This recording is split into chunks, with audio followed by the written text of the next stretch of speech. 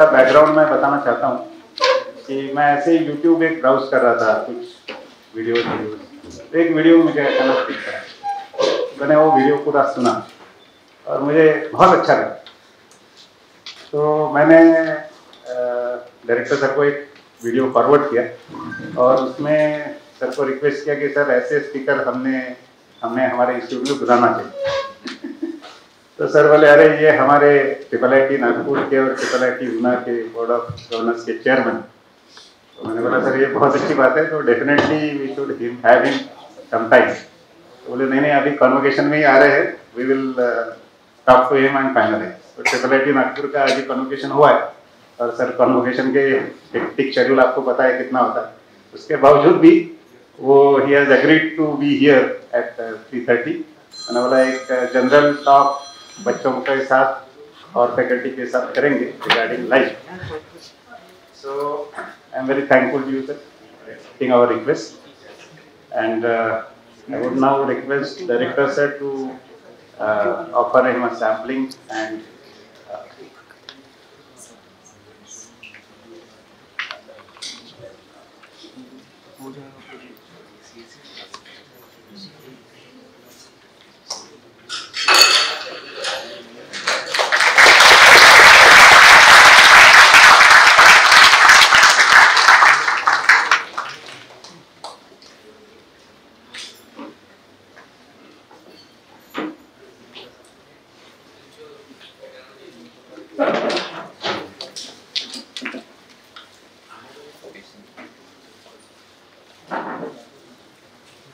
book is about science in Sanskrit.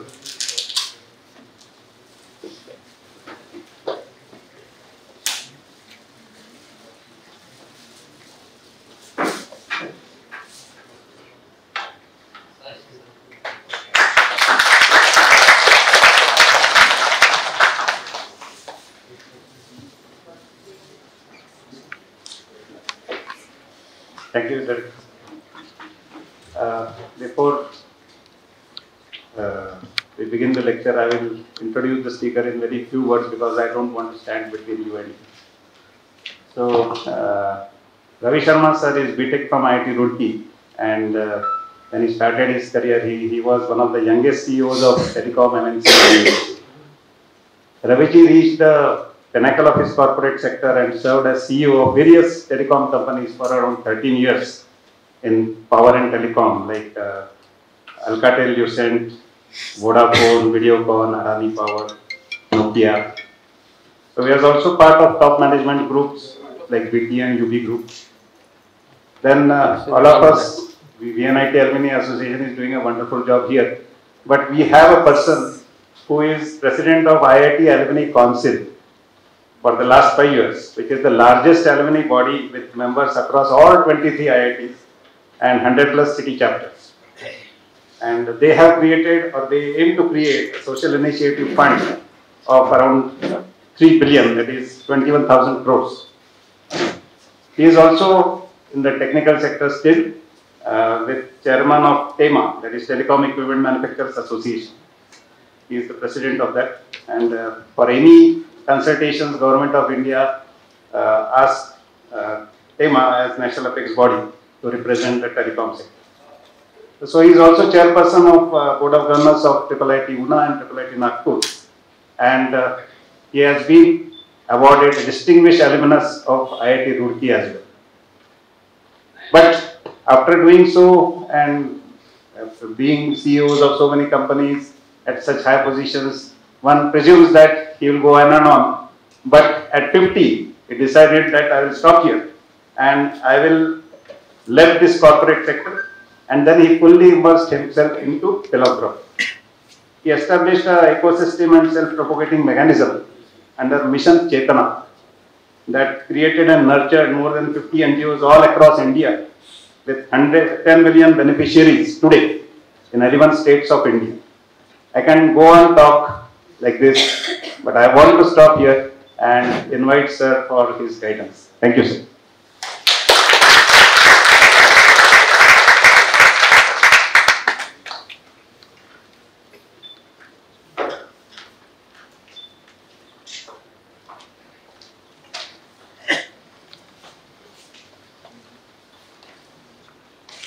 Good afternoon everyone. ये आप लोग इतना धीरे धीरे बोलेंगे तो मेरी आवाज और आवाज में तो जोश नजर आना चाहिए। मुझे लगेगा कि आप सबको जबरदस्ती यहाँ बिठाया गया। आई होप कि ऐसा नहीं है। कोई आदमी ऐसा है जो इसलिए आया है कि उसको जबरदस्ती बुलाया गया। So can I now ask you to speak a little bit louder? So good afternoon everyone. Good afternoon, sir. So thank you very much for the introduction. आज बात हो रही थी आप लोगों के आने से पहले बात, तो उस बात से हम शुरू करते हैं। लेकिन उससे पहले मुझे पता नहीं कि आप लोगों में से कितने लोगों ने वो वीडियो देखा है जिस वीडियो में मैंने किया, बट वो वीडियो कन्वोकेशन स्पीच का है TISS का। तो उसमें मैंने जो चीज़ें बताई, उससे पहले मैं कम से कम इंट्रोडक्शन उस पार्ट में अपना बता दूँ कि इन्होंने इतने बड़े बड़े इंट्रोडक्शन दिए, बट वो इंट्रोडक्शन ठीक नहीं है। मैं एक गांव में पैदा हुआ, बहुत गरीब परिवार में, जिसमें खाने के लाले पड़े हुए थे। वहाँ से मेरा जन्म हुआ और मुझे मेरे गुरुजी बोलते थे कि तुम्हारे अंदर सबसे अच्छी चीज़ है कि वो गांव का एक बच्चा जो है वो दिखता है। तो मेरा अगर इंट्रोडक्शन है तो यही है कि मैंने गाँव के उस इनोसेंस को शायद जाने नहीं दिया और इसीलिए मैं शायद बहुत खुश रहता हूँ। जीवन में सबके कुछ न कुछ होता है, तो मेरे जीवन में दो घटनाएं घटी जिन्होंने मेरे जीवन को बदल दिया। मेरा मानना होता है कि जितने भी हम लोग हैं और जहाँ भी, we are all product of our exposure,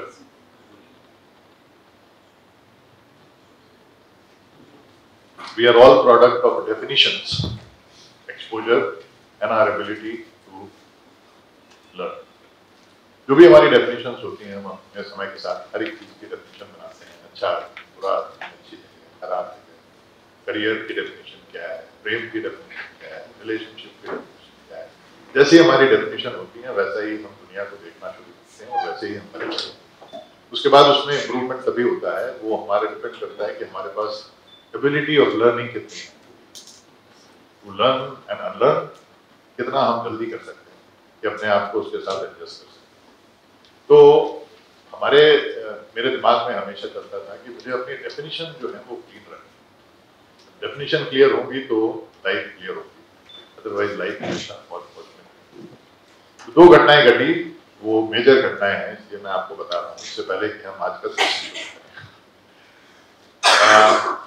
ये बात है 1984 when I started working और मेरी सैलरी 1200 रुपये प्रति माह। मुझे पहली सैलरी मिली और पहली सैलरी मिलने के बाद मैंने अपने दोस्तों के साथ पार्टी की। पार्टी तो वो नहीं जो आप लोग सोच रहे हैं।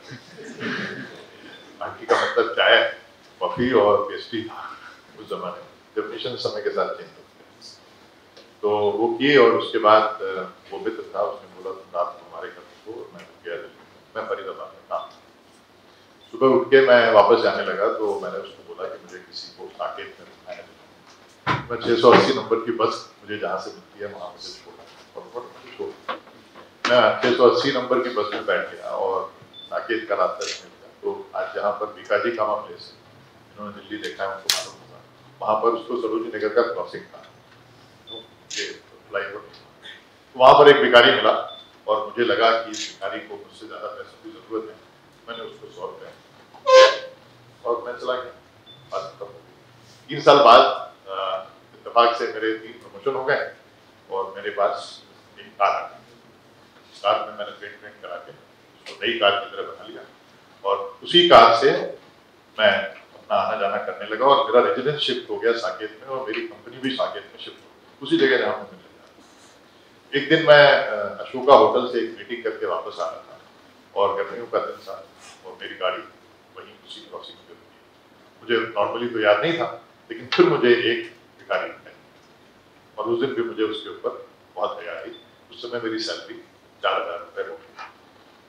मैंने जेब से 100 रुपये निकाले और उसको मैं आगे बढ़ा। 1 किलोमीटर आगे जाने के बाद मैंने सोचा मैं अमीर हो रहा हूँ कि गरीब। मुझे आंसर मिला मैं गरीब।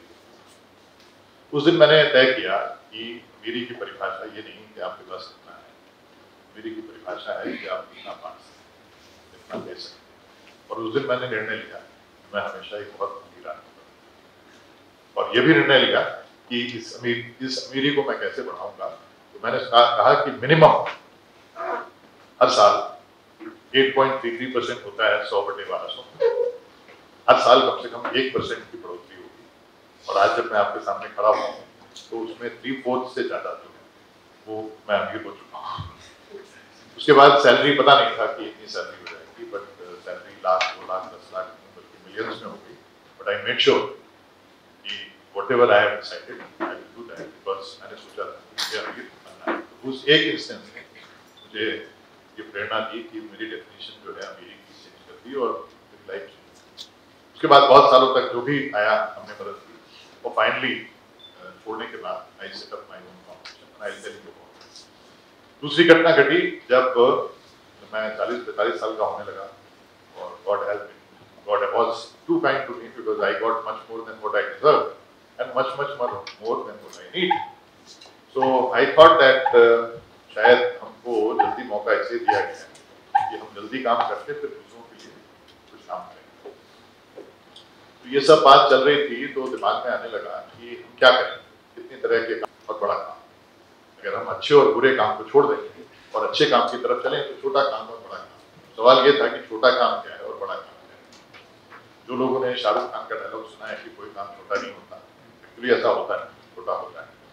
तो हमने अपनी डेफिनेशन बनाई कि हर वो काम जो आप अपने परिवार के लिए और अपनी ऑर्गेनाइजेशन के लिए करते हैं, सारे छोटे काम, वो काम जो आप इससे बाहर निकल के सेल्फलेसली दूसरों के लिए करते हैं, वो सिर्फ बड़े काम। और हमने डिसाइड किया कि जो बड़ा काम करेगा वो बड़ा आदमी होगा। तो हमने डिसाइड किया कि हमको बड़ा आदमी बनना है, हमने डिसाइड किया। So that is these are two things which completely change my life. I believe there are only two kind of people exist in this world, poor and rich. Poor are those who somehow look after themselves. वो लोग जो 100 रुपए 200 रुपए 500 रुपए कमाते हैं किसी तरह से अपनी फैमिली को देखते हैं। उसके बाद लोग आते हैं जिनका 2 लाख 4 लाख 6 लाख 10 लाख करोड़ रुपए 2 करोड़ रुपए 3 करोड़ रुपए 5 करोड़ रुपए महीना की भी इनकम है। लेकिन आपको ताज्जुब होगा 97% of them look after only their family। मेरी कमीज 1 मीटर में बनती है, किसी की 4 मीटर में बनती है। मेरी नजर में ये सारे लोग गरीब हैं, अपनी फैमिली से बाहर अगर देख नहीं पाते हैं कैसे अमीर हो गए। वो सारे लोग जो बाहर निकल के किसी और के लिए कुछ कर सकते हैं वो सारे लोग अमीर हैं, ऐसा मेरा मानना है। और मैं चाहता हूँ कि आप सब लोग आज का अगर कुछ भी ना हो कम से कम अमीर बनने का प्रयत्न। एक टेस्ट करते हैं। आज का टॉपिक उन्होंने पूछा तो मैंने तो ऐसे ही बोल दिया लर्निंग इज लाइफ। तो एक लाइफ का टेस्ट करते हैं, क्योंकि जिंदगी के लिए सबसे इंपॉर्टेंट चीज क्या है? जिंदगी जिंदा होना। अब उतनी ही जिंदगी आपकी है जितने आप जिंदा हैं। तो आप में से सभी लोग नहाते होंगे रोज, majority of it, because one should never say anything blanket। तो आप अपने दिल पे हाथ रख के आप ये बताइए कितनी बार ऐसा होता है जब आप कभी बाहर पानी आपके ऊपर गिरता है ना तो आपको तुरंत पानी महसूस होता है। आप मुझे बता सकते हैं कितना आपको महसूस होता है जब आप नहाते हैं कि आपकी सारी बॉडी पे किस पार्ट पे पानी गिर रहा है, कहाँ पर ये पानी गिर रहा है, कैसे गिर रहा है, इसकी क्या मतलब क्या महसूस करना है, तो मालूम होता है? आप इमेजिन करिए क्या आप हर उस जगह हैं जहां आप नहीं, जहां आप हैं वहां तो आप बिल्कुल नहीं। क्या आप इसको वाकई जिंदा होना मानते? किसी को जब एनेस्थीसिया देते हैं तो उसको क्या होता है? उसको कुछ महसूस होना बंद हो जाता है। और शायद हमें से ज्यादातर लोगों ने महसूस करना बंद। आप सोचिए कितनी बड़ी घटना हो रही है कि ऊपर से पानी आपकी बॉडी पर गिर रहा है, आपके सारे अंगों को वो भिगो रहा है। उसके बाद आप साबुन भी लगाते हैं, शैम्पू भी लगाते हैं और भी कुछ और लगा सकते हैं। इमेजिन आपको कुछ महसूस नहीं हो रहा है। आप इसको वाकई जीना बोलते हैं?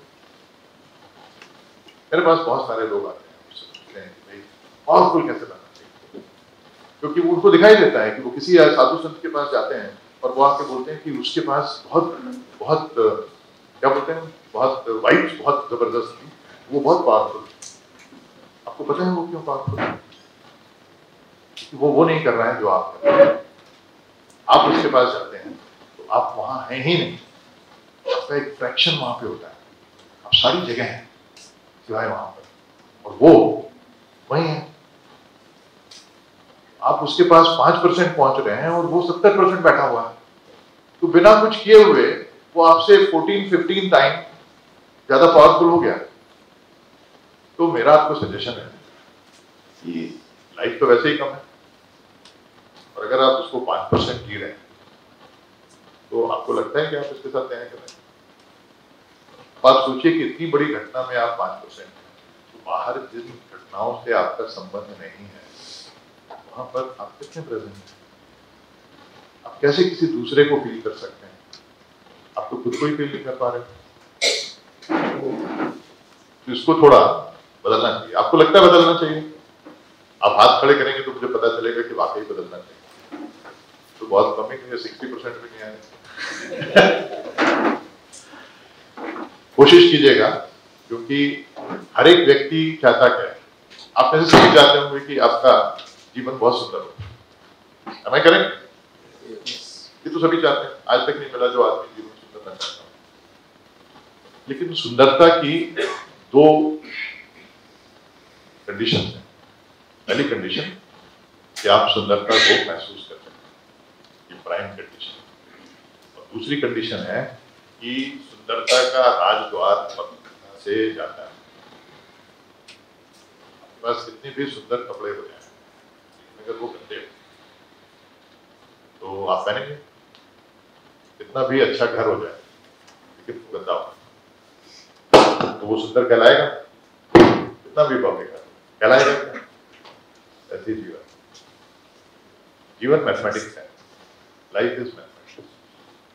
अगर आपको वो आंसर नहीं मिल रहा है जो आप चाहते हैं, आप समझिए कि आपका फॉर्मूला गलत है, क्योंकि life can not be different, is pure mathematics. और अगर आपको वो नहीं मिल रहा है तो आपका फॉर्मूला गलत है। As long as you check the formula, और उस फॉर्मूले का सबसे बड़ा हिस्सा कौन है? आप खुद। Till you check that formula and try to create a different and better formula, you will look at solution. But the moment you start looking at the wrong answer and you start blaming life, then you will only face frustration. आप decide करिए कि आपको क्या चाहिए। I believe that whatever you try, you may succeed, you may fail. But whatever you decide happens. Whatever you decide will happen. At least I am 62-year-old and I guarantee that every time I have decided something, it has happened. And whatever is not happening, that means you have not decided. It has nothing to do with the world. You have not decided. But how do you know whether you have decided or not? When your mind stops flickering, that means you have decided. Till the time you have alternatives, it won't happen. आपको पता है आप लोग यहाँ पर आज क्यों हैं? क्योंकि आपने डिसाइड। आप ट्राई करते हैं, वादे लोग आप रोज सुबह ट्राई करते हैं कि मैं जाऊँ घूमने की नहीं जाऊँ, वो ट्राई करेगा क्योंकि डिसाइड नहीं। जब आप डिसाइड कर लोगे तो फ्लिकरिंग बंद हो जाएगी, और जब फ्लिकरिंग बंद हो जाएगी तो आप समझिए कि आपने डिसाइड किया। आप पढ़ते हैं ना, हर एक आदमी यहाँ पढ़ता है, स्टूडेंट की बात कर रहा हूँ। फिर आपका एग्जाम होता है, लाइफ आपका एग्जाम है, तो देखिए कि आप किस लेवल के लिए प्रिपेयर्ड हो कि नहीं हो, और किस लेवल के लिए प्रिपेयर्ड नहीं हो। पता नहीं आपके यहाँ बैक एग्जामिनेशन होता है कि नहीं होता है, सप्लीमेंट्री होता है कि नहीं होता है। लाइफ आपको सप्लीमेंट्री देती रहती है, आप सप्लीमेंट्री देते रहते हो। आप ये नहीं सोचते हो कि एक लेवल में इससे आप हो जाओ। और उसका रीजन क्या है? उसका रीजन ये है कि हम लाइफ को किस तरह से देखते हैं, हम किसी भी चीज को किस तरह से देखते हैं। मैं आज सुबह ही ये एग्जाम्पल दे रहा था, I don't mind giving it here again, कि हमारे आप सबके पास, आप सब लोग व्हाट्सएप पे हैं। कोई चलिए एक आदमी हाथ उठाए जो व्हाट्सएप पे नहीं, सब व्हाट्सएप। सुबह उठते ही सबसे पहला काम क्या होता है? Good morning messages. और वो आदमी अपने आप को बहुत लकी महसूस करता है जिसके पास ज्यादा से ज्यादा खूबसूरत गुड मॉर्निंग मैसेज आते हैं। इसमें हर एक व्यक्ति जाने अनजाने, कहे अनकहे, दिन में आधा घंटा लगाता है।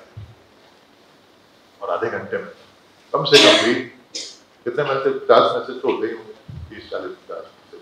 चलिए इसको हम वो भी कर देते हैं, इसको हम थोड़ा कॉम्प्रोमाइज कर लेते हैं। तो लेट्स से रोज के 10 मैसेज, तो साल में 4000 मैसेज, 10 साल से भी अगर हैं तो 40,000 मैसेजेस आप गुड मॉर्निंग के देख चुके हैं। मैं करें? अच्छा, इनका असर आपके जीवन पर क्या हुआ? Sorry, how could you do that? आपको पता है ऐसा क्यों हुआ? मैं आपको बताता हूँ। किसी भी चीज को आप 3 तरीके से देख सकते हैं। This applies to whole of life. आप उसको जान सकते हैं, आप उसको समझ सकते हैं, और आप उसको सीख सकते हैं। जब आप जानते हैं तो सिर्फ पढ़ते हैं और आपके अंदर एक फीलिंग आती है ये मैं जानता हूं। उसके बाद जो आप समझते हैं उसका क्या करते हैं आप? जो आपका सबसे प्यारा है उसको भेजते हैं, जिससे कि वो देखे, वो पढ़े और वो पढ़ के खुश हो कि ये मैंने भेजा है। कितना एक्सक्लूसिव उसको मैसेज भेजा है, इतना अच्छा मैसेज किसी ने नहीं भेजा होगा। पर बात खत्म, ना आपको फर्क पड़ा ना उसको फर्क पड़ा। मैं हमेशा अगर आपको कोई मैसेज इतना पसंद आए उसको फॉरवर्ड मत करो, उसको अपने पास रखो ना, 1 हफ्ता उसको प्रैक्टिस करो, तुम्हारी लाइफ से बोलते हैं learning. Have I explained the difference? Knowing, understanding and learning. दुनिया में 90% लोग जानने में विश्वास रखते हैं और जानने की दौड़ में हैं। जितना जानेंगे उतना बेहतर होगा। बट होता है क्या? 9% लोग जो है वो उससे आगे बढ़ते हैं और वो उसको समझते हैं। जैसे इसका दूसरा एग्जाम्पल मैं दे सकता हूं कि आपको दुनिया में मालूम हो कि किस तरह की एक्सरसाइज, कितनी तरह की एक्सरसाइजेस होती हैं या कितनी तरह के योगा पोजेस होते हैं, तो लोग बोलेंगे ना यार बहुत इंटेलिजेंट आदमी है ना। फिर आप उसको ये भी बताने लगो किस योगा से क्या होता है, तो लोग आपको बहुत वाइज बोलेंगे। बट आपको मालूम है क्या इससे आपकी सेहत पे कोई फर्क पड़ रहा है? आपकी सेहत पे किससे फर्क पड़ रहा है? करने से। But now you see that how delusion we are. तो मेरा आप सबसे अनुरोध है, क्योंकि आप सब लोग पढ़ने और पढ़ाने दोनों के व्यवसाय में है, व्यवसाय इसलिए बोल रहा हूँ बिकॉज प्रोफेशन, आपको जीवन में वो मिलेगा जिस तरफ आपका ध्यान होगा। जब आपका ध्यान ढेर लग जाएगा, जब आपका ध्यान समझने में होगा, लोग आपको एरोगेंस बना देंगे, एरोगेंट बना देंगे। ये क्या कहेंगे कि अरे आप तो सब कुछ आता है आपको। उनको नहीं पता है कि आपके जीवन में कोई परिवर्तन नहीं हुआ है। जबकि अल्टीमेटली आप क्या चाहते हैं? अपना जीवन सुंदर बनाना चाहते हैं। मैं करेक्ट? आप इसके लिए क्या करते हैं? ये मोबाइल फोन होता है, मोबाइल फोन में सबसे पावरफुल चीज क्या है? रैम। वो तुरंत रिस्पॉन्ड करता है। उसके बाद आती है हार्ड डिस्क, जहां पे आप करते हैं। आप उसको कभी खोल के देखते हैं क्या? कभी कभी। लेकिन आप अपने जीवन में ऐसा कर लें कि हार्ड डिस्क तो पूरी हो और रैम जरा सा हो, आपका क्या होने वाला है? आप खरीदते हो कभी उसको?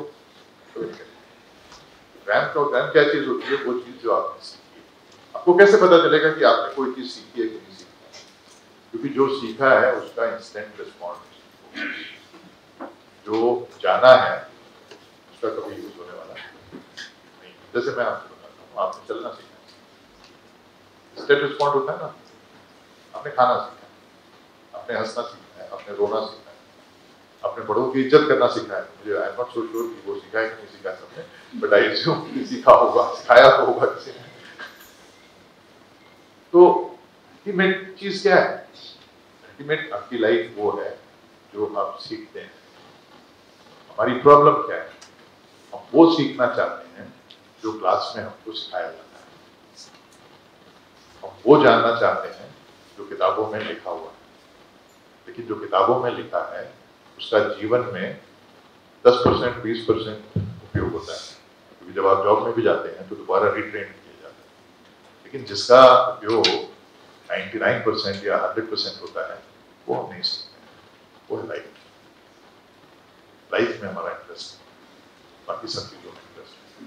बल्कि जब टाइम भी मिलता है तो लाइफ के बारे में नहीं सोचते हैं, पिक्चर के बारे में सोचते हैं, या अपने आप को बिल्कुल टाइम ही नहीं देना है। जितना हम बिजी होंगे हमको लगता है उतना ही हम बेहतर है। But this is like activity oriented, this is not purpose oriented. मैं हमेशा बोलता हूँ कि आप में से सब लोग गाड़ी चलाते हैं, कार चलाते हैं, स्कूटर चलाते हैं, कुछ ना कुछ चलाते हैं। कभी ऐसा हुआ है कि आप गाड़ी निकालो और गाड़ी निकाल के चल पड़ो, ये बिना जाने बिना कहाँ जाना है आपको, अनलेस कि आप बहुत फ्रस्ट्रेटेड हो और घर से बाहर जाना चाहते हो। ऐसा हुआ है कि कभी नहीं होता। लाइफ के साथ ऐसे क्यों करते हैं? वहां आपका एक डेस्टिनेशन होता है और आपका जाने का तरीका होता है। अगर दूसरी भाषा में बोले तो एक विजन होता है और एक मिशन होता है। छोटी सी गाड़ी के साथ इसलिए कि उसका पेट्रोल वेस्ट होगा तो उसको स्टार्ट नहीं करते हैं बिना ये जाने कि वो कहाँ जाने वाली है। तो आपकी लाइफ आप ऐसे चलाते हैं। How can you see how strange it is? जो चीज बिल्कुल बेपरवाह है, 100 रुपए 200 रुपए लगने वाले हैं, उसके बारे में हम इतने कैलकुलेटिव हैं। हमारी लाइफ उसको हम बहने दे रहे हैं। मेरा दूसरा सजेशन है कि आप लोग जाने के बाद अपनी लाइफ का एक विजन और मिशन लिखें। मुझे बहुत लोग बोलते हैं कि इतनी जल्दी कैसे लिख सकते हैं?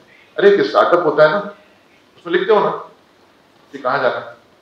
आप कहीं ऐसी कंपनी, ऐसी स्टार्टअप में या किसी ऐसी जगह जाना चाहोगे जहां पता ना हो कहाँ जाना, लेकिन आप खुद ही ऐसे हो, आपको पता ही नहीं कहाँ जाना, आप तो बस लाइन में लगे हो। किसी ने बताया ये बेस्ट लाइन है, बस आप लग गए लाइन में। उसके बाद पूछ रहे हैं किस चीज की लाइन है।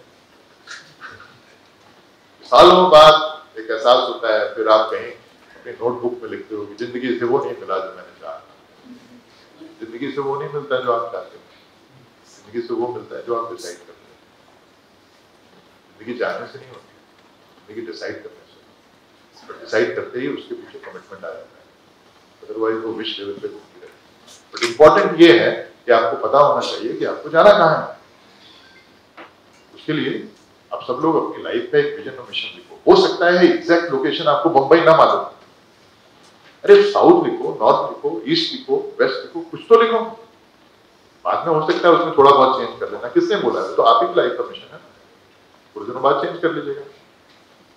आपको पता है कि आदमी को खुशी कहां से होती है? कभी सुना है किसी ने बोला है कि अरे आज मेरे दिमाग में बड़ी खुशी हुई? नहीं। कभी सुना है आपने अरे आज मेरे दिमाग को बड़ी खुशी हुई? क्या बोलते हो? मेरे दिल को बहुत खुशी हुई। और आप पूछते किससे हो? दिमाग। जिसको खुश करना है, आप जिंदगी में क्या चाहते हैं? अल्टीमेट बहुत पैसा कमाएंगे, उससे क्या करेंगे? मकान खरीदेंगे, गाड़ी खरीदेंगे, क्यों? खुशी होगी। तो आप चाहते किसी को खुश करना और पूजा किसी और को करें। देखो हम क्या करने लगे और हम क्या चाहते हैं। फिर हमारा सब कुछ हौच पौच है, लेकिन हम चाहते हैं खुशी, कहां से आएंगे? आपने कभी दिल को इतनी इजाजत दी कि वो डिसाइड कर सके आपके लिए? मैंने बहुत पहले अपने दिमाग को सेट कर दिया। मैंने उसको बोला कभी दिल से आगे मत कर, दिल डिसाइड करेगा और तुम सिर्फ उसको एग्जीक्यूट करो। इसलिए खुश रहते दिल को सुनता, लेकिन उसको सुनने के लिए आपको सेंसिटिविटी चाहिए, सेंसिबिलिटी उसको बढ़ा के। अरे जिंदा तो रहिए पहले। आज शाम को जाकर के सब लोग नहाइए और अपनी बॉडी पर वो जो पानी की बूंदें गिर रही हैं उसको महसूस करें।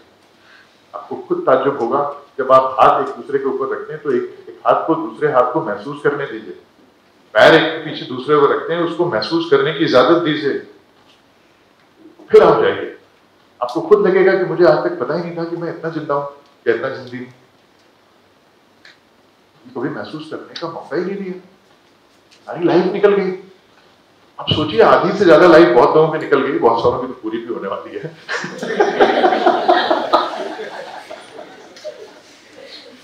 और पता ही नहीं चला यार, हम तो जिंदा थे,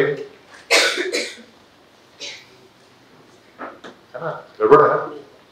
तो आप लोग थोड़ा सोचिए, और जब भी खाली समय हो जिंदगी के बारे में, अपनी डेफिनेशन के बारे में सोचिए। आप सोचिए कि लाइफ में आपकी क्या डेफिनेशन है, आप कौन है। अगर आपका नाम हटा दिया जाए और आपकी एजुकेशन हटा दिया जाए और आपका प्रोफेशन हटा दिया जाए, तो आप कौन है? कौन है आप? क्या है आपकी आइडेंटिटी? अगर आपको ये ना बताना पड़े कि मैं प्रोफेसर हूं या मैं स्टूडेंट हूं, मैं ये करता हूं, तो आप कौन है? और अगर वो चीज इन दूसरी चीजों से बड़ी नहीं है, तो आपकी लाइफ हमेशा आपके प्रोफेशन से छोटी है। जिस दिन ये बड़ी हो जाएगी, उस दिन आपका प्रोफेशन छोटा हो जाएगा। हम लोग बहुत सारे सब्जेक्ट्स पे बात कर रहे थे। एक सब्जेक्ट आया कि हमारे यहाँ वैल्यूज का सिस्टम कैसे गिर रहा है और ये क्यों गिर रहा है। इसको मैं, इसके पीछे मैं थोड़ी देर 5-7 मिनट लगा देता हूँ, सो दैट यू नो। सबसे पहले हमको जानना चाहिए कि हमारा समाज क्यों बदला है पिछले 40 साल और कैसे बदला है। मैं अपनी हाइपोथेसिस आपको बताता हूँ, क्योंकि मेरा सबसे ज्यादा इंटरेस्ट जो है ना वो जिंदगी में, मेरे लिए और कोई भी चीज इंपॉर्टेंट नहीं। सबसे इंपॉर्टेंट चीज है जिंदगी। भगवान ने मुझे जिंदा रखा है और मैं चाहता हूँ कि उसको मैं पूरा जीऊँ और हर पल को महसूस करूँ। कोशिश करता हूँ कि जहां रहूं वहीं रहूं। ऐसा नहीं है कि यहाँ हूँ तो मंदिर सोच रहा हूँ, मंदिर में पहुंचूंगा तो क्लास का सोचूंगा, क्लास में जाऊंगा तो पिक्चर हॉल का सोचूंगा। ऐसा नहीं, मैं कोशिश करता हूँ कि जहां रहूं वहीं रहूं, उसको महसूस कर पाऊँ। कम से कम 80% जिंदगी तो जीऊं। वैसे ही बहुत बाहर शोर है, आप लोग लगाते हैं ना ये नॉइज कैंसलर ऑडियो, तो अपने दिमाग में भी लगाइए। बाहर लगाए क्या करेंगे, बाहर शोर इतना है, तो आप उसको नॉइज कैंसलर सुनने के लिए, लेकिन किसको सुना रहे हैं? जो वहां है ही नहीं। 90% टाइम आपका गाना लगा रहता है, आपको वर्डिंग्स में आपसे एक गाने के पूछूं तो आपको पता नहीं है। कभी कभी याद आता है, कभी कभी मेरे दिल में ख्याल आता है। हमें करें, कोशिश करिए जिंदा रहें। अगर जिंदगी चाहिए तो जिंदगी को सीखने की कोशिश करिए। जिंदगी चाहिए ना, तो बाकी चीजें छोड़िए ना थोड़ी देर के लिए। अरे जिंदगी तो सीखिए, जिंदा ही नहीं है तो क्या करेंगे। तो बात हो रही थी कि समाज कैसे चेंज हो रहा है। मैं अपनी हाइपोथेसिस आपको बताता हूँ, क्योंकि मेरे पास बहुत टाइम होता है सोचने का, और सोचने का टाइम इसलिए होता है कि मैं देखना चाहता हूँ कि कितनी लाइफ की कितनी स्पेक्ट्रम मैं देख सकता हूँ। तो मैं आज सुबह ही बता रहा था, आपको बता रहा था या किसी और को बता रहा था, कि लाइफ में ज्यादातर लोगों का एक दुनिया होती है। जैसे आप प्रोफेसर हैं, तो प्रोफेसर की एक दुनिया है, उसकी दुनिया गवर्नमेंट एम्प्लॉय से अलग है, उसकी दुनिया प्रोफेशनल से अलग है, उसकी दुनिया बिजनेसमैन से अलग है, उसकी दुनिया अध्यात्म वालों से अलग है। तो मैंने सोचा कि भगवान ने एक लाइफ दी है, इसके बाद दूसरी लाइफ में भगवान जाने क्या होगा, तो क्यों ना मैं इसको पूरी तरह से आजाद रह के और कोशिश करूं कि मैं इसको जी सकूं, क्योंकि अंततः वही मेरे पास बचता है, इसके अलावा कुछ बचता है। इसीलिए मैंने तरह तरह की लाइफ को बहुत पास से देखा है। जब तक मैं 50 साल का था, तो जो लाइफ थी वो मेजरली प्रोफेशनल लाइफ थी। I used to deal with professionals, I used to deal with lot of people, but मेरी लाइफ प्रोफेशनल लाइफ। अभी उस लाइफ में सिर्फ 25% प्रोफेशनल है, जिसमें जितनी सारी चीजें उन्होंने बोली वो सारी आती है। लेकिन जो रेस्ट ऑफ लाइफ है, for 25% of time I have opened a foundation to solve the biggest problem of the world, and that is called mission faith. Now when I said bye bye to corporate, I understood कि दुनिया की सबसे बड़ी problem education. थोड़े दिनों के बाद पता चला कि ये सबसे बड़ी प्रॉब्लम नहीं है, हो नहीं सकती, क्योंकि अगर ये सबसे बड़ी प्रॉब्लम होगी तो वो सारी कंट्रीज जो एजुकेटेड है वहां पर कोई प्रॉब्लम नहीं। So this is what I have defined. The biggest problem of the world is that we all want goodness around us to be happy, but we have created a world where we only appreciate success. Success is again narrowly defined, and therefore there is no appreciation. People do what they get appreciated for, and And since there is no appreciation for goodness, goodness is shrinking in society. So I decided to solve this problem by spreading goodness. And I am working with several organizations to see how to spread goodness. So one way is that I am talking to you. This is also trying to spread goodness and make people more human. So what we do is we identify those individuals who are selflessly devoted to the cause of society, because there is a lot of headwind against them. तो सब लोग बोलते हैं कि तुम ये छोड़ो, कुछ और करो. हम सब चाहते हैं कि एनजीओ में बहुत अच्छे लोग, हमारे बच्चे ना. हम सब चाहते हैं कि मेरा कहीं एक्सीडेंट हो तो दूसरा आदमी उठा के मुझे हॉस्पिटल ले जाए. कि मैं अपने बच्चों को क्या बोलता हूँ, कभी भी कोई एक्सीडेंट देखो तो रुकना नहीं. हम सब चाहते हैं कि वो लाइन में हो, एज लॉन्ग एज हम लाइन में सबसे आगे. जब सबसे पीछे हैं तो हम चाहते हैं कि इस लाइन को कैसे ब्रेक करें. Everywhere. So what we do is we start supporting them emotionally, morally, financially, intellectually, to make sure that they don't stop what they are doing, and grow them over a period of time, train them, nurture them into NGOs. So like that we have created about 70 NGOs, and it doesn't matter to me what they do. क्योंकि जिस तरह environment को protect करने के लिए बड़े पेड़ को कटने नहीं देना है और छोटे को मरने नहीं देना, तो हम गुडनेस के छोटे पौधों को बचाने का काम करते हैं. So then I advise and mentor several other NGOs. So I have seen this sector very closely. So one is that I have seen the professional work. Secondly, I have seen the social work. The third one is that I used to be very fond of writing poetry. So I write poetry. I have published a book and I keep writing now for my own sake. I have also done modeling for payments and also acted in some advertisement films. Also got opportunity to act in films. So this is the creative part. I have read my poetry with Uzza, Neeraj ji and others. And the fourth part is the spiritual part. In the last 12 years, I would have devoted more than a year talking to saints, adhyatmic, spiritual gurus, to learn about life. So I have seen these four words. And since I was born poor and I got reasonable prosperity, I have crossed this part also. So at least I have the experience of 6 words. So my only interest is life, and therefore I can tell you with my experience how life has changed. तो हम चलते हैं 60s में. दो लोग थोड़ा मालूम है किस तरह की सोसाइटी होती है, खासकर आप लोगों को. You will understand it. उस सोसाइटी में हर एक सोसाइटी की एक करेंसी होती है. तो और वो उसकी फंडामेंटल बेसिस है. उस सोसाइटी की करेंसी थी लाइफ एक्सपीरियंस. उसके बेसिस पे सारी सोसाइटी आपकी लगी. जिसको लाइफ एक्सपीरियंस ज्यादा था, जो ज्यादा एजेड था वो आगे था, जो उसके कम था वो पीछे था. और एक अच्छी सी लाइन बनी हुई थी क्योंकि इसको आप किसी दूसरी तरह से कंटेम्पलेट नहीं कर सकते. तो सास को पता था कि अभी मैं हूँ, उसकी जो बहू को पता था कि अब बड़ी बहू का नंबर आएगा, फिर छोटी का आएगा. जैसे घर में पिताजी, फिर छोटे बड़ा बेटा, फिर छोटा बेटा. इसमें सहूलियत क्या थी कि सबका नंबर आना. इसीलिए समाज में बहुत शांति थी उस समय. आप लोग तो नहीं थे, बट मैं था. मैंने देखा है कि उस समय कितनी शांति थी और किसी को किसी से ज्यादा दिक्कत नहीं थी, क्योंकि करेंसी सबकी एक थी, वेल डिफाइंड थी, यूनिक थी, यूनिक आइडेंटिटी. 70s जाते जाते 80 आने लगा और एक समाज में चलने लगा, थोड़ा बहुत सा वैसा इन्फ्लुएंस आने लगा कि ये करेंसी ठीक नहीं. तो ये हुआ कि करेंसी क्या होनी चाहिए. तो करेंसी जो है वो इंटेलिजेंस होनी चाहिए. धीरे धीरे समाज में ये आने लगा कि जो इंटेलिजेंट हो वो आगे रहे, बाकी लोग पीछे रहे. अब इंटेलिजेंस की एक प्रॉब्लम है.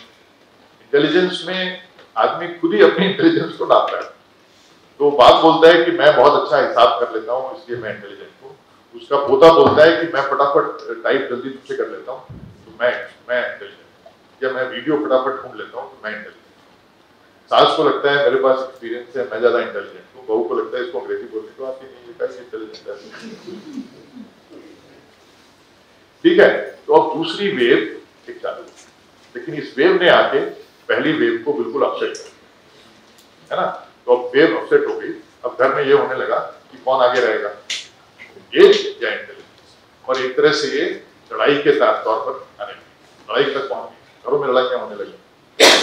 अब आ गया 90 का दौर। 90 के दौर में लिबरलाइजेशन शुरू हुआ, तो आप सब ज्यादा तो लोग उसके बाद पैदा हुए।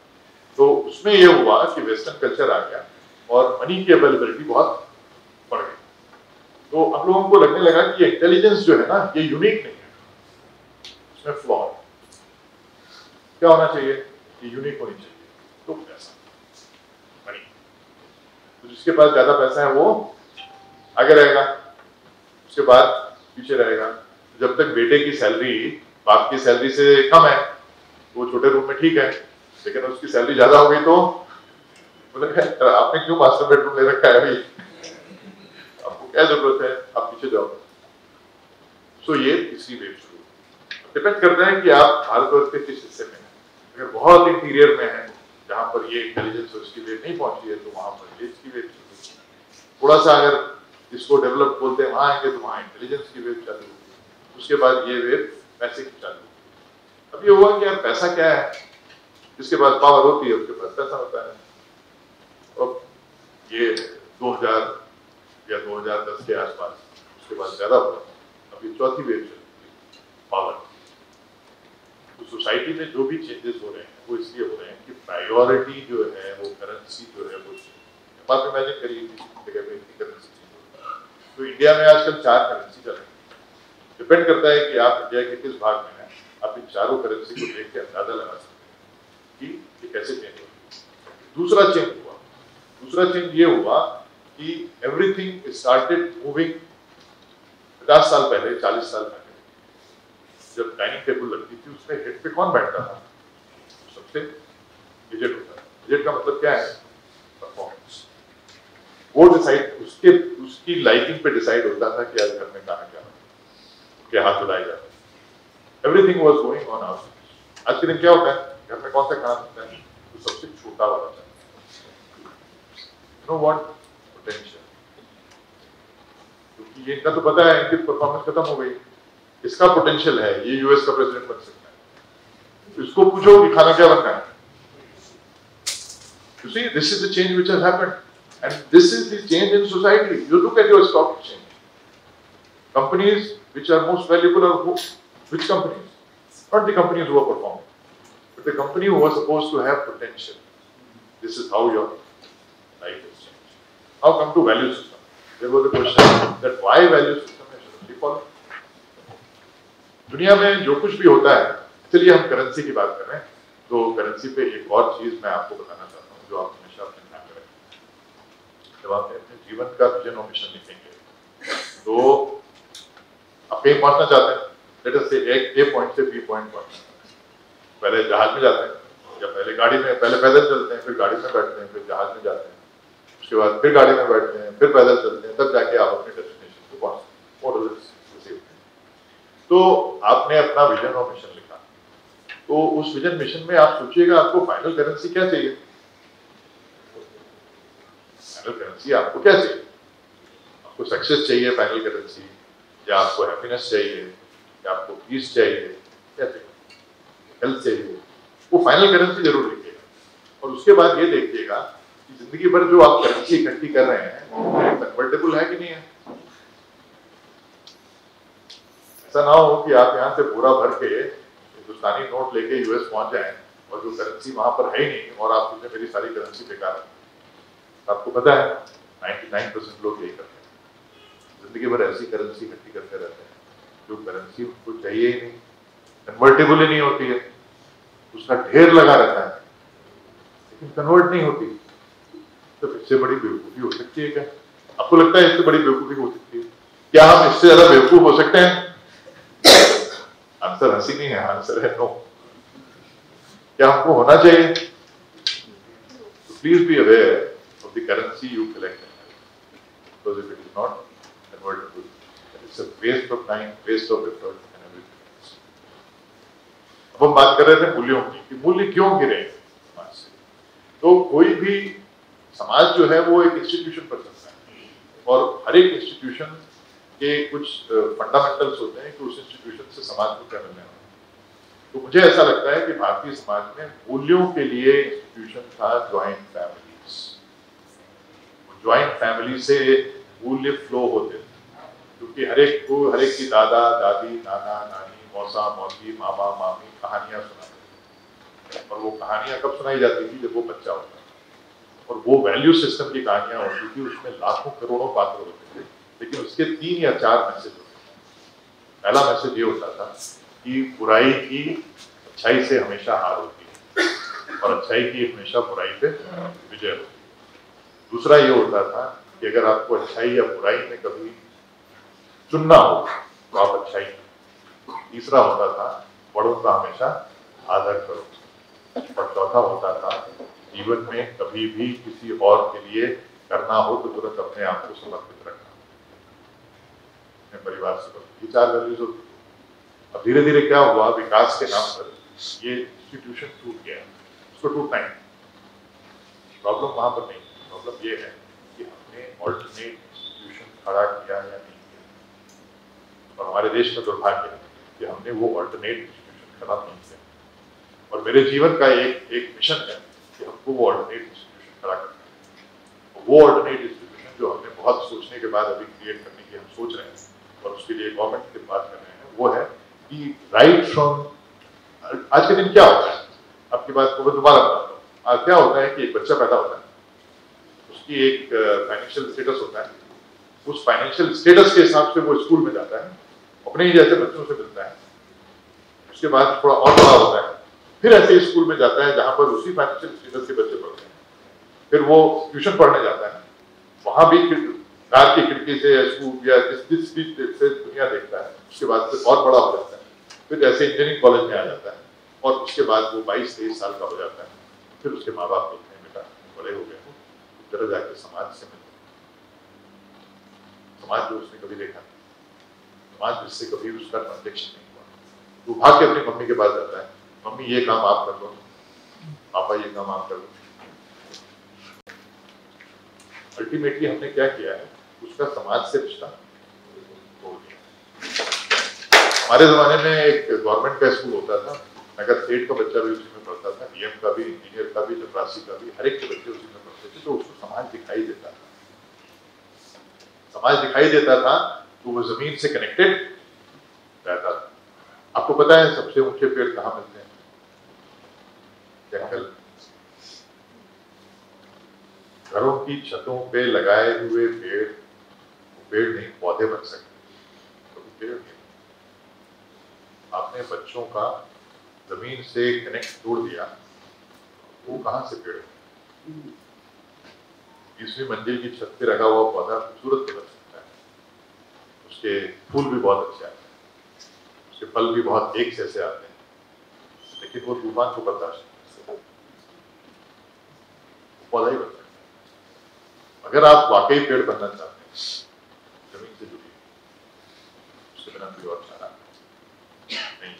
और जब आप इस बात को दूसरी तरह से देखेंगे, तो सारी दुनिया की स्कैनिंग करिए और देखिए कि उसमें 90% या 80% लोग टॉप पर कौन लोग हैं?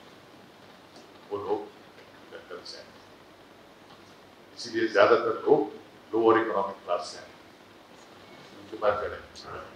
3 साल का बच्चा जो भीख मांगता है एक चौराहे पे, वो सड़क क्रॉस कर सकता है। आपका 7 साल के बच्चे की हिम्मत नहीं है सड़क क्रॉस करने की। तो लाइफ का एक्सपोजर नहीं, किताबों का एक्सपोजर, चॉइस का एक्सपोजर, लाइफ का एक्सपोजर। और इम्पोर्टेंट क्या चीज है? सिर्फ अभी तो बोलिए लाइफ। तो जो हमको जीना है उसके बारे में हम नहीं कर रहे, बाकी सब चीजें हम कर रहे हैं। हम इंजीनियर बन रहे हैं, डॉक्टर बन रहे हैं, लेकिन हम ये नहीं सीख रहे हैं कि कम्युनिकेट कैसे करना चाहिए। इसके लिए कोई कोर्स ना करा, उनको तो आता है, उनको जो आता है वो हम बोलते हैं, कम्युनिकेट करना नहीं होता। जिस बात को communication is not what you say, communication is what the people understand, how effectively you can do that. तो सीखिए, वो आपके लिए इम्पोर्टेंट है, वो आपकी लाइफ को चेंज कर देगा, कि उससे आपके रिलेशनशिप। आपको पता है लाइफ के 2 प्लेन होते हैं। पहला प्लेन जो टाइम का है, सबका गुजरता है। मैं आपको बता दूं, टाइम नहीं गुजरता, लाइफ गुजरता। जिन लोगों को लगता है टाइम गुजरता है, टाइम नहीं गुजरता, लाइफ गुजरता है। और दूसरे प्लेन पे क्या होता है? Relationship. Your relationship people, with things and with others. इसमें आपके जानवर आ जाते हैं, पक्षी आ जाते हैं, सब आ जाते हैं, आपकी प्रकृति आ जाती है। People, things and this, और आपका सारी जिंदगी, आपका जो तीसरा एंगल काम करता है वो है आप उसकी प्रायोरिटी बदलते रहो, ये आपके लिए, there's nothing else. So the stronger the relationship you have, you always have choice on these three. But I would suggest that love people, use things, don't do otherwise. But जब आप अपनी life में पीछे उठा के देखोगे, तो आप देखोगे कि थिंग्स के ऊपर आपने कितने लोगों की कुर्बानी की। तो रिलेशनशिप, जब आपका फोकस रिलेशनशिप होगा तो आपको रिलेशनशिप, जब नहीं होगा, रिलेशनशिप की सबसे बड़ी बात यह है कि क्या आप वाकई दूसरे के बारे में सोचते हैं कि सिर्फ अपने बारे में सोचते हैं। हमें से 99% लोग सिर्फ अपने बारे में सोचते हैं, या 97%, और हमेशा पूरा रह जाते हैं। मैं इनसे बात कर रहा था, बच्चे की बात बोला, तो आप देखिए बच्चे के अंदर कितना खुला हुआ होता है, सबसे प्यार से बात करता है, किसी को डिफरेंशिएट नहीं करता है, कोई भी उसको ऑफर करे वो ले लेता है और दे भी देता है। हमको क्या सिखाया जाता है, ये मत करो, ये मत करो, ये मत करो, ये मत करो। तो हम जब तक बड़े होते हैं घर की सारी खिड़कियां बंद हो जाती हैं, आज से फ्रेश एयर मिली बंद हो जाती है। उसके बाद हमको बोलते हैं कि लोग स्वस्थ रहो, कहाँ से स्वस्थ रहो, थोड़ा खुलिए। बगल की सीट पर बैठे हुए आदमी से 6 घंटे में हम एक बात नहीं कर पाते हैं, क्यों? अरे वो पहले करें ना, हम क्यों करें, हमको क्या जरूरत है? कौन सी रिलेशनशिप की बात करें? आपसे बात घर जाइए तो शाम को बैठ के तरह सोचिएगा वो कौन एक आदमी है आपकी जिंदगी में जो आपके साथ किसी भी हालत में खड़ा रहे, कुछ भी हो जाए तो खड़ा रहे। अगर वो आदमी आपको नहीं मिलता है तो आप उससे ज्यादा इंपॉर्टेंट ये है कि आप ये सोचिएगा आप किसके लिए खड़े, और अगर वो आंसर भी नहीं मिलता है तो आपकी लाइफ डाउटफुल है। बहुत सोचिए, लाइफ के बारे में सोचिए, लाइफ को सीखने की कोशिश कीजिए, क्योंकि अगर लाइफ में सीख रहे हैं सारा टाइम वेस्ट है, बाकी सब कुछ सीख के भी क्या करें। अगर आपको यही नहीं पता है कि आपको करेंसी कौन सी चाहिए, क्या करें, क्या बोलते हैं, कुछ होना चाहिए। मैं हमेशा अपनी जो फाउंडेशन बनाई है उसके लिए एक, क्योंकि मैं पोइट्री लिखता हूँ, उसके लिए 4 लाइनें लिखी जो मैं आज आपको बोल रहा हूँ। और जैसा मैंने शुरू में बोला था कि आप मेरी बातों को या तो सुन सकते हैं, या समझ सकते हैं, या सीख सकते हैं। आप ऊपर सीखने पर, मेरी जिंदगी जो है ना वो सीखने से चेंज हुई, और मेरी जिंदगी में हर एक ने एक रोल प्ले किया। अगर मैं पिक्चर भी देखने गया तो पिक्चर ने मेरी जिंदगी चेंज कर, वो मैं आपको बताता हूँ, लेकिन पहले 4 लाइनें आपको बताता हूँ। कर चाहो तो तुम भी कुछ कर जाओ, कर चाहो तो तुम भी कुछ कर जाओ, या फिर औरों की तरह यूं ही गुजर जाओ। कर चाहो तो तुम भी कुछ कर जाओ, या फिर औरों की तरह यूं ही गुजर जाओ। उठाओ हाथ मदद में तुम भी औरों की, या फिर यूं ही जियो और यूं ही मर जाओ। कर चाहो तुम भी। देखिए समय का पता नहीं चलता है, लेकिन ये समय नहीं, ये जिंदगी गुजरेगी। तो मैं उम्मीद करता हूँ कि पिछले 1 घंटे में मैं आपको आपकी जिंदगी के थोड़ा करीब ला सका। जिंदगी का ध्यान रखिए, क्योंकि अगर आप जिंदगी नहीं जी रहे फिर किसके लिए क्या करें। ज्यादा मल्टीटास्किंग मत करिए, ये जिंदगी को महसूस करिए। जिंदगी निकल रही है, उसको महसूस करिए और उसको ऐसा बनाइए कि आपसे मिलकर किसी को लगे कि कोई रिलेशनशिप हुई है। मैं आपको बता रहा था कि जीवन में 3 तरह की रिलेशनशिप होती है। ट्रांजैक्शनल, जो आप बहुत लोगों से बात करते हैं, ट्रांजिशनल, जो यहाँ के लोगों से करते हैं, क्योंकि जब तक आप यहाँ हैं तब तक उनके लिए आपकी फीलिंग, यहाँ से बाहर जाएंगे 2 दिनों के बाद वो फीलिंग ट्रांसलेट कर देंगे। तीसरी होती है ट्रांसफॉर्मेशनल, जिन्होंने आपके जीवन में ट्रांसफॉर्मेशन किया। कौन है? उससे ज्यादा क्या आपने कभी किसी के जीवन को ट्रांसफॉर्म किया, क्या सोचा? जिसके जिंदगी में ये ट्रांसफॉर्मेशनल रिलेशनशिप गुजारा है, वो ज़्यादा रिच है, उसकी जिंदगी है, और जिसके जीवन में सिर्फ ट्रांजेक्शनल है, तो लाइफ ट्रांजेक्ट कर रहा है, उस लाइफ की कोई वैल्यू है, कोई खास वैल्यू है? मैं नहीं जानता, क्योंकि टीचर्स आप लोग हैं, मार्क्स आप देते हैं, ग्रेड आप जाइए और आज रात को ऑनेस्टली लाइफ को इवैल्यूएट करिए, आउट ऑफ 10 आप कहाँ हैं? Forget about what you do, forget about what you are, forget आप डिग्री भूल जाइए, अपने रिसर्च पेपर भूल जाइए, अपना फाइनेंशियल स्टेटस भूल जाइए, अपना परिवार भूल जाइए, आपकी लाइफ। अगर आज आपको 10 में से मार्क्स देने पड़े, कितने मार्क्स देने? और अगर आप पास नहीं हो पाए तो आप लाइफ के तो बहुत ही जोर से बाहर आपको लोग कुछ भी कहते हैं, लाइफ के बहुत कमजोर से तो सीखने की कोशिश कीजिए। मैं आपको 2 चीजें बताता हूँ, और उससे मैं आपको इसलिए बता रहा हूँ कि आपको एग्जाम्पल रहे। मैंने एक फिल्म देखी, शोले, आपने सब में से काफी लोगों ने देखी होगी और सबको डायलॉग्स भी याद होंगे। मैं जब छोटा था तो मैं उसके डायलॉग मिमिक्री किया था, लेकिन मैं इसलिए नहीं बता रहा हूँ कि उसके डायलॉग बड़े अच्छे थे, बहुत अच्छे, लेकिन देखते देखते मैंने एक चीज उससे सीखी, और मैं बोलता हूँ कि जो चीज सीखी जाती है वो आपकी लाइफ में उतर जाती है। उसमें एक सेंटेंस था जो गब्बर सिंह बोलता है, जो डर गया जो मर गया। It was 1977. I took it inside me. 1977 के बाद से आप लोग इमेजिन कर सकते हो कि मेरे जीवन में बहुत उतार चढ़ाव आए होंगे, सबके जीवन में आते हैं, बट डर नाम की कोई चीज नहीं रही, क्योंकि मैंने वो सुना नहीं, वो सीखा, उससे मेरा जीवन बदल गया। 1981 मैं इसके बाद समाप्त करूँगा।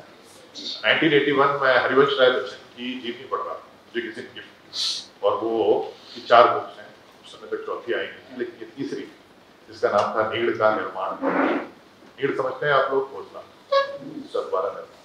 उसकी कहानी यूं थी कि हरिवंश राय बच्चन जी 22-23 वर्ष की उम्र में ही बहुत बड़े कवि बन गए थे, मधुशाला हिट हो चुकी थी, हर जगह उनकी चर्चा होती थी, और उनको अपनी पत्नी से बेहद प्रेम था, और अचानक उनकी पत्नी का देहांत। उसके बाद से वो ऐसी अवस्था में आ गए जहां पर उनको लगता था कि जीना बेकार है, उनको मरना है, और वो हमेशा उसकी याद में हर तरफ घूमते रहते थे और किसी से मिलना नहीं चाहते।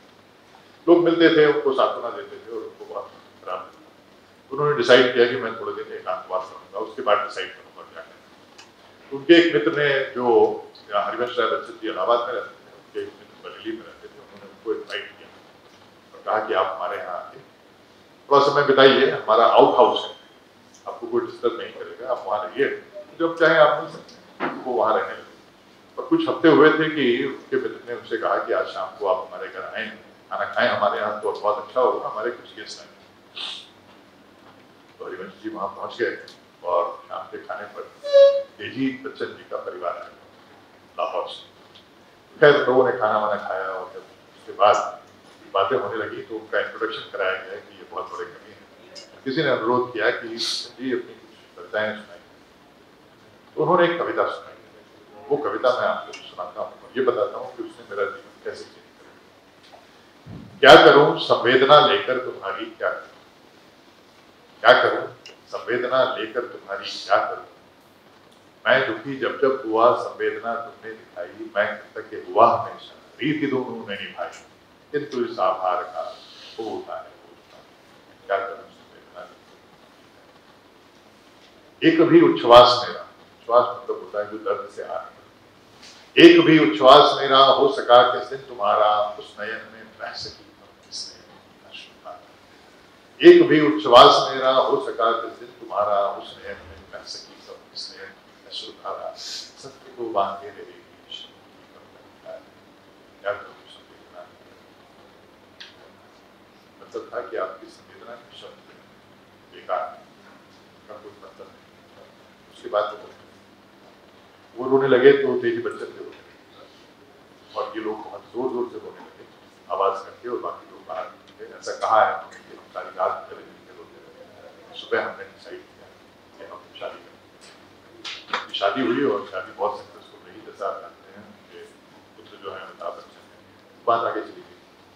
इस कविता को पढ़ने के बाद, खासकर इस एपिसोड को देखने के बाद मेरे ऊपर बहुत भारी प्रभाव पड़ा। और उन दिनों मैं कोई भी किताब पढ़ता था तो मैं सोचता था कि इसका सार क्या है, इसको मैं सीख सकूं। तो मैंने 2 सेंटेंसेस उसके पीछे लिखे किताब के पीछे, जिन्होंने मेरे जीवन को बदला। ऐसे बहुत जगह लिखे हैं, बट मैं ये 2 आपको बता रहा हूं। 1981 में मैं करीब 18-19 साल का था। Nothing, absolutely nothing is the end of life. मुझे लगा ये आदमी मरने वाला, ये आदमी जिंदा नहीं रहना चाहता। उसके बाद दोबारा शादी हुई नहीं, उससे ज्यादा सक्सेसफुल रही, बहुत खुश रहा और पूरी जिंदगी उन्होंने बिताई 90 साल के साथ। तो बात की बात है, लेकिन उस समय मैंने लिखा क्योंकि उस समय तक उनकी शादी हो चुकी थी, आप बच्चे आ चुके थे। Said nothing, absolutely nothing to be done। और कभी भी मेरे जीवन में ऊपर नीचे हुआ, मुझे लगा यार वो नहीं मरा, उसको कुछ नहीं हुआ। How can it be end of my life? It always gave me hope that this is not the end. Second thing which is most important is I wrote sentiments without commitment. Sentiments without commitment are like words without meaning. आपके शब्द खोखले हैं अगर आपकी सहानुभूति के पीछे है, आपकी कर्तव्यपरायणता है। This transformed my life because after that I was very cautious कि मैं किसको क्या बोल रहा हूँ, उसके पीछे मेरा कमिटमेंट है कि नहीं। और वो पीरियड ऑफ ये ऐसा ट्रेन हो गया कि पहले कमिटमेंट आता है, उसके बाद मैं बोलता हूँ। And it does what it does, it enhances the value of words. People trust your word. The moment people trust your word, आपको लगेगा ना, आप हमेशा सोचेंगे, आपको कोई बोलता है तो आप सोचते हैं यार ये बोल रहा है ना, इंग्लिश में 40% तो वैसे डिस्काउंट है और वैसे ही आपका भी डिस्काउंट है। Ultimately we become fractional. अपनी पावर को इतना घटा देते हैं, एक तो वैसे ही 10% वहां पर है, तो 40% और गया। आप सोचो आप कहां से सक्सेसफुल होने वाले हैं? एटलीस्ट जितना आप चाहते हो वहां से कहां से हो जाओगे? ये तो फंडामेंटल है। So these 2 things changed completely my life. So I have been learning every time I go somewhere. मैं जानना नहीं चाहता था, ज्यादा समझना भी नहीं चाहता, इतनी समझ नहीं। मैं सोचता हूँ एक आध चीज सीख लूं, लाइफ की वही बात है, which will change my life. So I hope I have been able to create an environment where you could see yourself, where at least you could touch your life and feel where you exist. And also I believe that I have been able to motivate you a little bit. मैं शायद आपको थोड़ी प्रेरणा दे पाया कि अपनी जिंदगी को थोड़ा बेहतर तरीके से ट्रीट करें। अभी जिस तरह से उसको ट्रीट कर रहे हैं वो उसके लिए वो डिजर्व नहीं करती। Your life doesn't deserve to be treated the way you are treated, and that is possible. But I end with the hope that all of you will remain more committed to your life, जिंदगी के लिए, और कोशिश करेंगे कि जिंदगी अच्छी जीने के लिए जिंदगी को थोड़ा सीख सकें। बहुत बहुत धन्यवाद आप सबका इतना समय देने के लिए। 1 घंटे से ज्यादा किसी को सुनना आसान बात नहीं। So thank you very much, Director Sir, and everybody else for inviting me. I am really honored to talk to all of you. Thank you.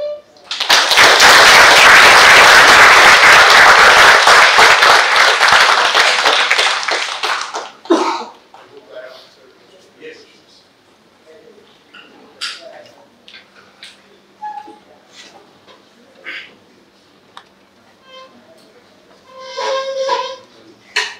Yeah, so house is open for interaction if someone has to ask something or whatever. I think it has become too heavy.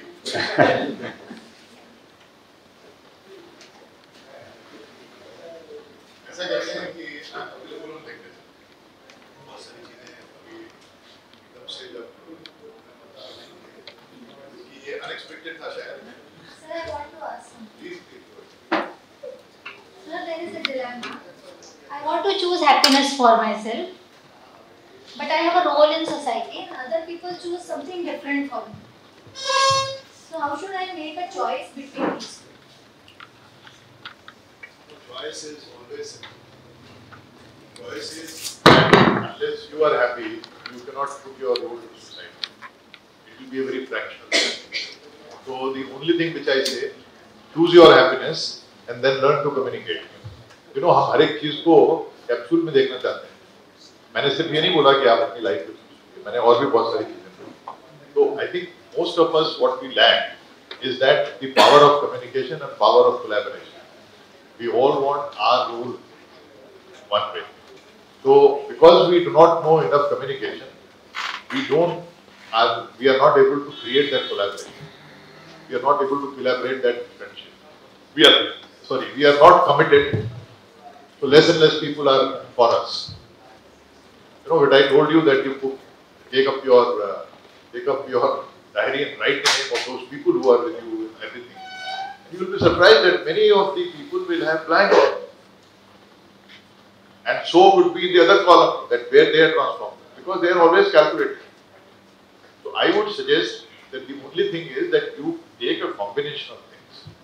As I told you before, life is mathematics. If you are not getting what you want, your formula is not right. Try different formula.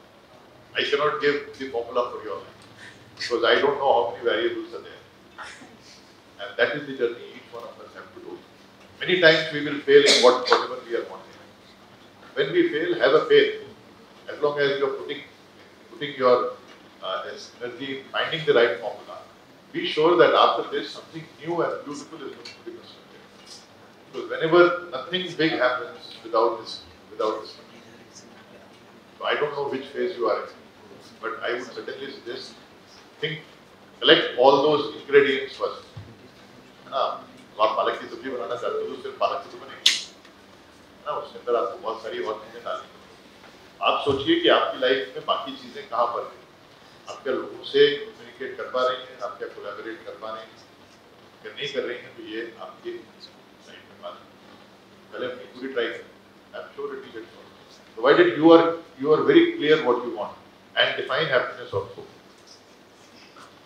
and see that whatever you are doing is that whatever you are earning is the convertible currency.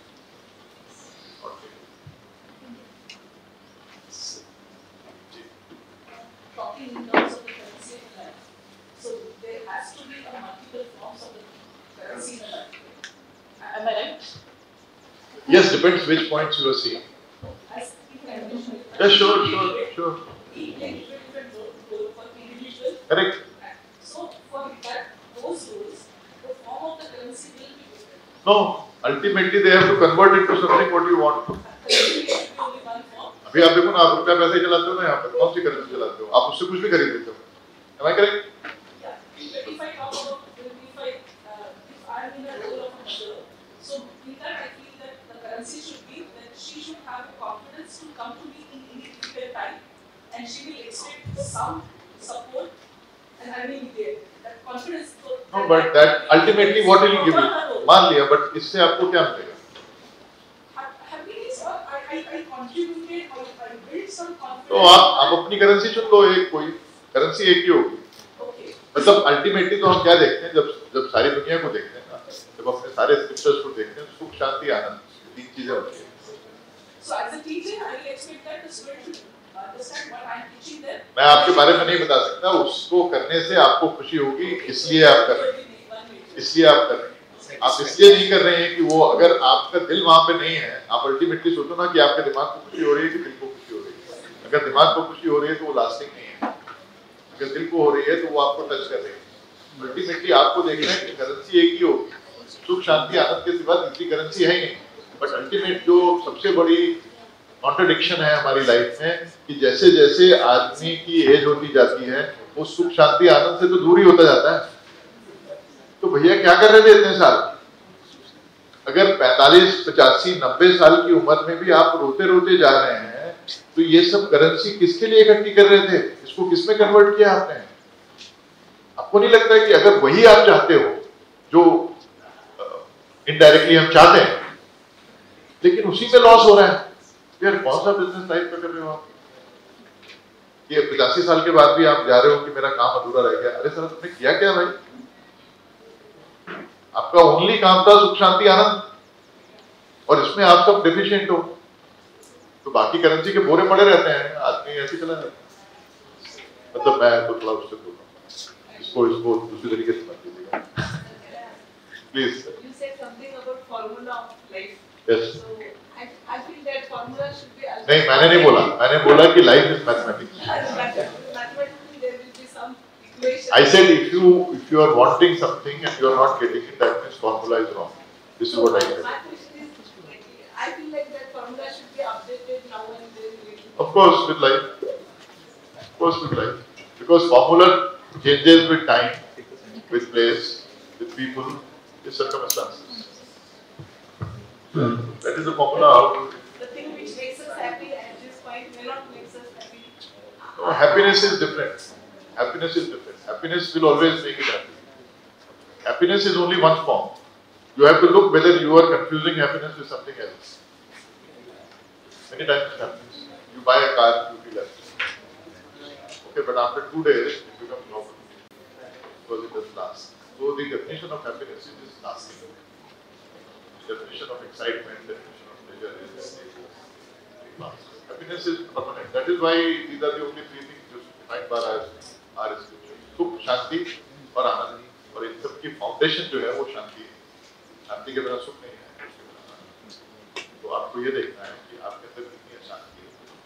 तो क्योंकि जैसे आप noise कैंसलेटर लगाते हैं, इसी तरह से मुझे ऐसा लगता है कि आज के मॉडर्न युग में आपको मेडिटेशन जरूर करनी चाहिए. इससे इंटरनल कम से कम जो कैंसलर यहाँ बाहर लगा रहे हैं वो अंदर लगे. ये मेरे अपने विचार हैं. मैं इसको आपको सब बोलने की प्रयास नहीं कर रहा हूँ. मैं वो बता रहा हूँ अपनी लाइफ से जो असली बेनिफिशियल हो सकता है. उसको आप कैसे इम्प्लीमेंट करते हैं? सर मेरा एक प्रश्न है. सबसे पहले धन्यवाद सर. मैंने भी आपको वीडियो देखा था और मुझे भी मतलब काफी अच्छा लग रहा है कि ये वीडियो देखने के कुछ दिन बाद ही मैं आपको मतलब इन पर्सन सुनने का मौका मिला. मुझे भी बहुत खुशी हो रही है और मुझे और भी खुशी होगी अगर आप सबको वीडियो देखें. और उसके बाद मैंने और भी वीडियोस देखे सर. उस जो टाटा इंस्टीट्यूट वाला वीडियो था, उसके बाद कन्वोकेशन एड्रेस के बाद जो आपने करेंसी वाली बात कही सर, वो मैंने उसको ऐसे समझा कि किसी भी चीज के प्रति आपकी महत्व बुद्धि कितनी है. मतलब आप किस चीज को इम्पोर्टेंटली देखते हो कि what matters for you in your life. So अब जैसे हम यहाँ पे इतने सारे लोग बैठे हैं, हम में से एक भी ऐसा नहीं है जिसको आपकी बातें अच्छी नहीं लगी होंगी या जो एग्री नहीं करता होगा. हम सब लोग डोंट बी सो कॉन्फिडेंट. नहीं, आई एम सर. एक्चुअली ये सब हम सब लोग जानते हैं सर, मतलब कि what we need to do और what back of the mind we all know sir, है ना. और हम सबको अच्छी लगी तभी हम सब लोग यहाँ पे बैठे हैं सर.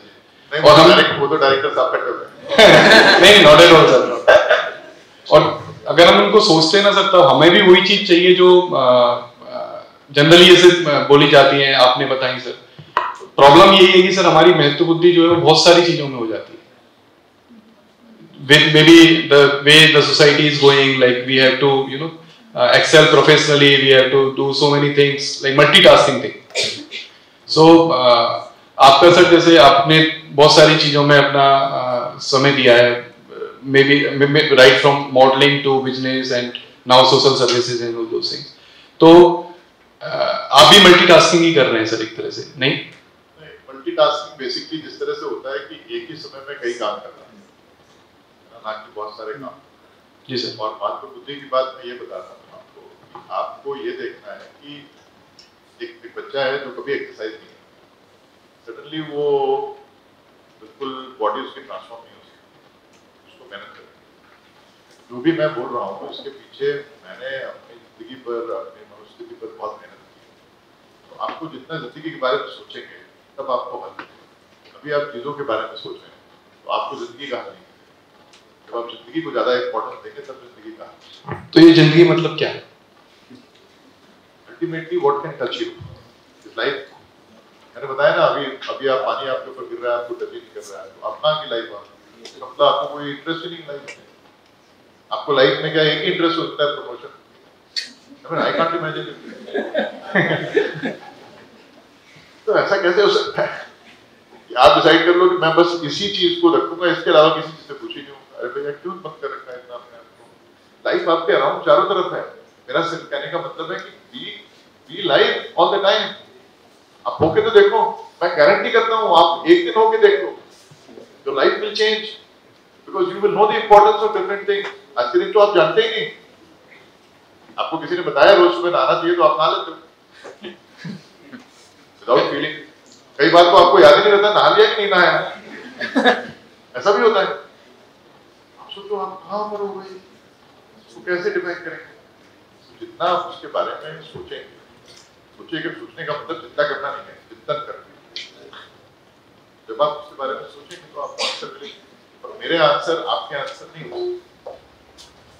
मैं तो अपने प्रयोग बता रहा हूँ, और शायद इसीलिए मेरी उम्र 62 साल है, बट ये बड़ा मुश्किल होगा आपको किसी को ढूंढना जो मुझे जानता हो और मुझे विश्व देखा हो। तो you know what I decided to be, उसको डिसीजन के पीछे then I thought how to be happy always, and I thought that, and it has gone in my subconscious that whatever will happen to me, if it is not best, it will not happen. If it is happening, then it is the best. Maybe I do not know how it will unfold.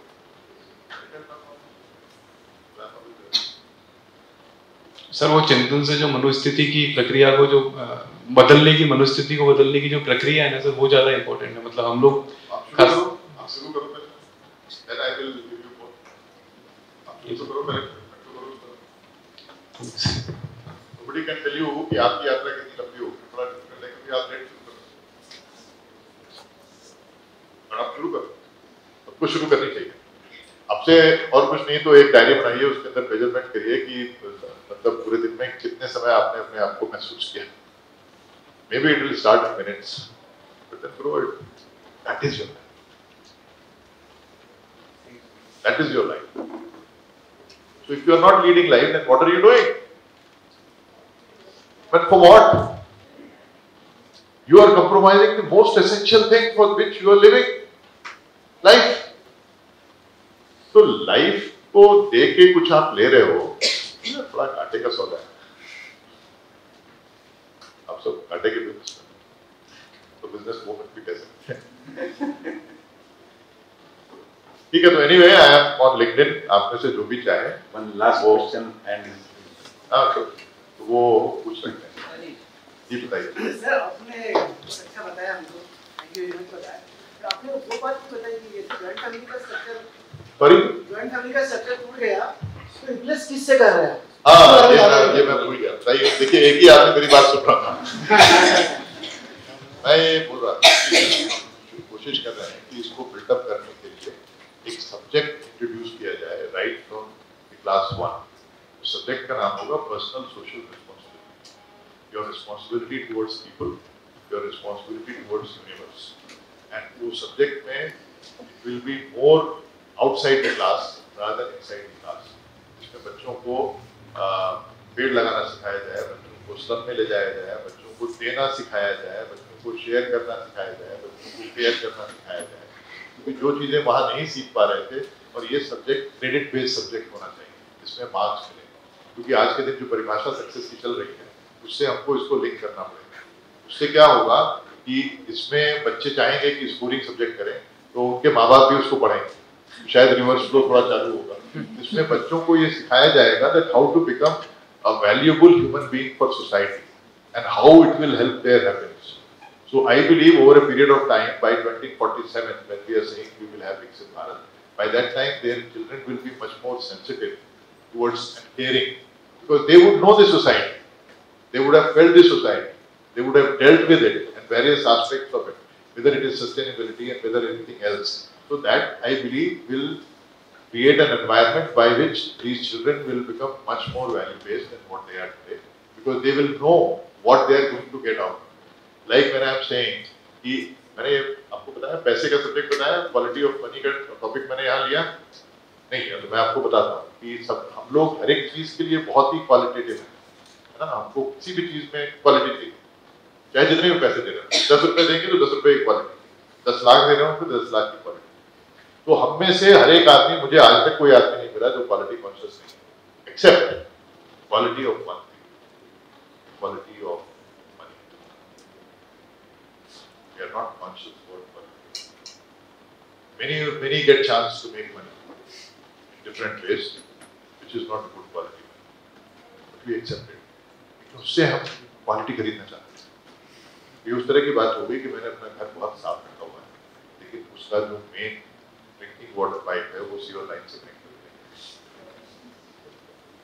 Believe me, I can tell you with my own experience, it's such a bad impression in life, but we neglect that. उसके अलावा हमको सब चीज की quality, इसकी quality पर आते हैं. So I believe that that generation will be little bit better, and that would be 40 to 50%. 20 से 25 साल की उम्र हो जाएंगे, 20 से तो आप 50% होंगे, तो हमारी कंट्री का टेक्सचर थोड़ा डिफरेंट होगा. That is what I am trying. We are developing courses for social responsibility and creating that influence so that government can agree to it. By the way, I am also establishing an institute of goodness, by which we will show several kind of training programs and others to inculcate people's life, the value of goodness, what we can do. Because ultimate happiness is the goodness. You have to have goodness around others. And that is because this goodness is going, therefore, in spite of all the prosperity and economic growth, people are more tense, people are more angry, people are more depressed. Because goodness is not assured. Older time, goodness was everywhere. People were more peaceful. So I am trying to give us that. Thank you very much for reminding me. Otherwise, this topic would have missed. So this is what I have thought after doing lots of intellectual. Hope it gives the answer. Thank you, sir, for enlightening us and sort of awakening us. Let's see how many of us practice what you have suggested, but definitely it's a thought-provoking lecture as well as maza bhi aaya sundne mein. So I would be very happy if you give your feedback and also suggest me if I could have covered something else. मैं तो किसी preparation के साथ आया नहीं था. मुझे लगा सबसे अच्छी बात जिंदगी के साथ ये होती है जिंदगी के बारे में बोलने में कि प्रिपरेशन नहीं करनी.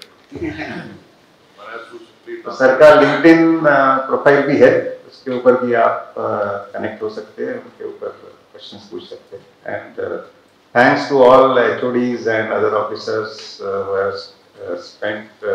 who have been here, also to the faculty members, the student mentors who have invested in participation. Yes, sir. Yes, definitely. Communication कितना important है सर इसी सीखने के. So thanks all for attending and present in time for this. Thank you all.